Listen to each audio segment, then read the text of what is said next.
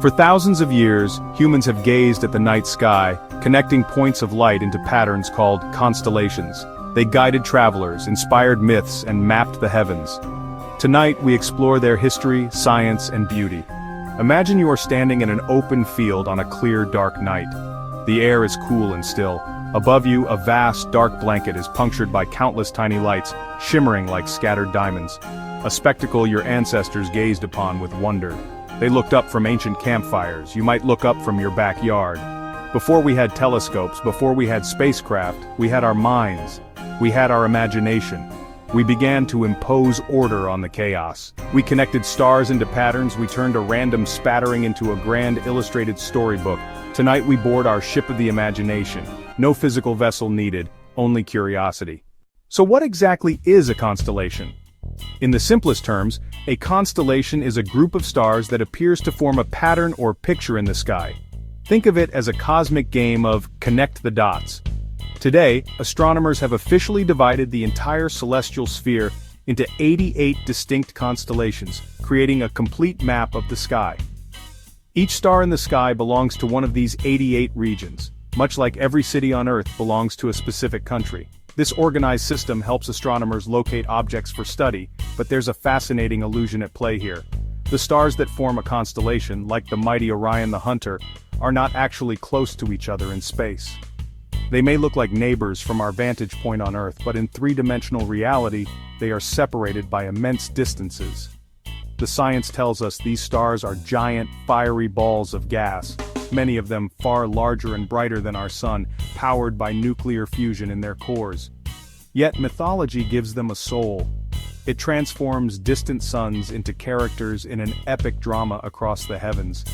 A star is no longer just a point of light, the gleaming eye of a bull, the jewel on a hero's belt, the heart of a fearsome lion.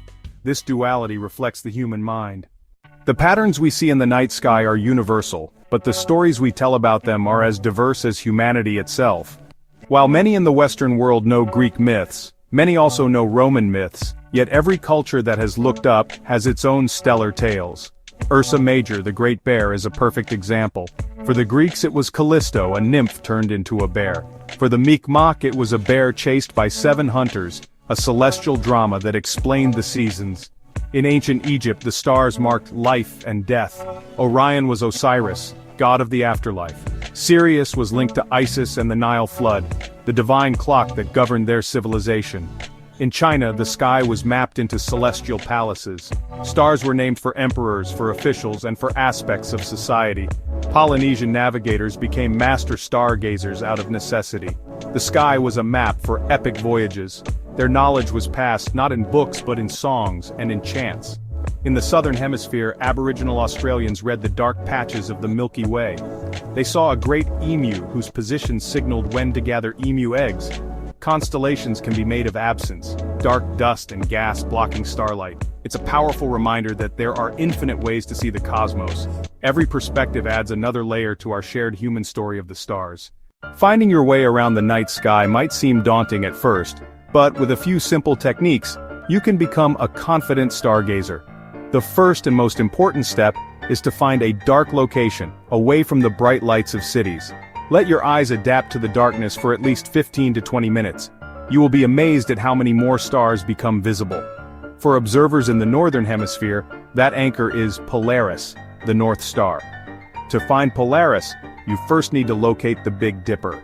Identify the 2 stars that form the outer edge of the Dipper's bowl. These are called the pointer stars. If you draw an imaginary line through these 2 stars and extend it upward out of the bowl, it will point directly to Polaris. Once you have found Polaris, you have your primary anchor. The sky, of course, changes with the seasons. As the Earth orbits the Sun, our nighttime view shifts, revealing different constellations throughout the year. Winter skies are often crisp and clear, showcasing brilliant constellations like Orion, Taurus, Gemini. Spring brings Leo and Virgo. Summer nights are graced by the Summer Triangle, Cygnus, Lyra, and Aquila. In the southern hemisphere, Polaris is not visible, but the Southern Cross and the Magellanic Clouds serve as guides. When the cold nights of winter arrive in the northern hemisphere, the sky puts on its most dazzling show, dominated by Orion the Hunter. Orion is easy to spot because of a straight line of 3 bright, equally spaced stars. Orion's belt. The reddish star Betelgeuse marks his right shoulder, while the brilliant blue-white star Rigel marks his left foot. Follow Orion's belt down left to Sirius, the brightest star, the dog star, the eye of Canis Major. Follow the belt upright to Aldebaran, the fiery red eye of Taurus. The V-shaped cluster near Aldebaran forms the bull's face. Taurus is one of the oldest constellations. Near the bull's shoulder you'll find the Pleiades, the seven sisters. With binoculars you reveal dozens. A telescope shows hundreds. Gemini, Castor and Pollux, named for the mythical twin brothers. These two stars sit close together, easy to find once you know where to look. Spring brings the celestial lion, Leo, recognized by a backward question mark called the sickle. Regulus marks its heart. Following Leo is Virgo, the maiden. Its brightest star, Spica, represents a stalk of wheat held in her hand, a symbol of the harvest. Summer nights are graced by the summer triangle, Cygnus with Deneb, Lyra with Vega, and Aquila with Altair, set against the magnificent arc of the Milky Way. Cygnus sits along the Milky Way and hosts the North America Nebula, an easy target for wide-field imagers. Lyra, the small harp, bright with Vega, one of our nearest luminous beacons. Aquila completes the triangle and guides starhoppers across summer skies. Autumn brings Andromeda and Pegasus. From the Great Square extends a faint chain to the Andromeda Galaxy, visible as a faint smear to the naked eye. The Andromeda Galaxy, M31, is an island universe over 2.5 million light-years away, the most distant object visible without a telescope. Look towards Sagittarius, and you gaze into the bright star-packed center of our own Milky Way. The steam rising from the teapot is the Milky Way itself. Scorpius, with its curved tail, looks remarkably like a scorpion. Antares marks its heart with a reddish glow. Other zodiac characters, Capricornus, Pisces, Cancer, populate the ecliptic, the sun's path across the sky.